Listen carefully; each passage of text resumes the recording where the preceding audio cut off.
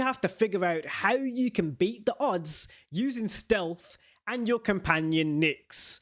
In every situation, you most likely are the underdog if you have not yet upgraded your blaster to a level which is like goated. So this is the reason why it breaks the mold for gamers, because you as a gamer, when you're thinking you're going into a Star Wars game, you're thinking, yo, I need to use a lightsaber, the Force at least, or use a Jedi mind trick.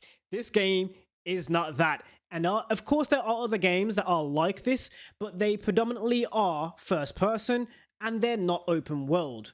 So when you're in this game, it's third person, meaning you can see your whole body when you're playing the game. You can see K-Vess. You have a companion, which is not something you usually have in a Star Wars game. You're using stealth, which of course has been done before, but not in an open world. So it's open world, you can get in your Trailblazer ship and you can fly out to the galaxy to go to an entirely new planet. But your story continues on that other planet and you are getting that immersion from one planet to another. Also, when you're flying out in space, you're also getting that immersion there, because things that you've done do take effect when you're in your ship flying around in space. So if a faction is chasing you, they are chasing you in space. So you can leave the planet and they can still be after you in your ship in the middle of space. I had a problem with the Imperials and they chased me all over the galaxy, man. Like they, and then if you don't destroy them, you can't go light speed. So you can't just go to another planet on the other side of the galaxy somewhere. You have to deal with it then and there. So it's chasing you. These sort of things really breaking the mold for gamers when it comes to a Star Wars game anyway, because I mean there is another game where you can fly out in space, Squadrons, but Squadrons is first person predominantly most of the time. You're third person when you're in your ship as well. So when you're in your ship and you're flying around space and you're trying to get away from somebody who's chasing you and you're having a dogfight in your spaceship, you are in third person.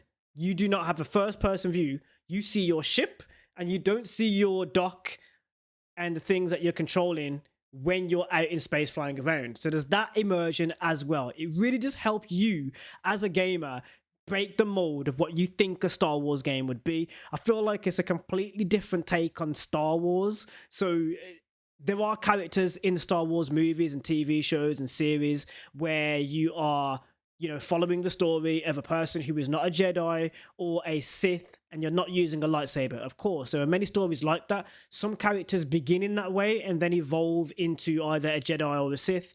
There are, of course, different Star Wars movies and properties that also do this as well.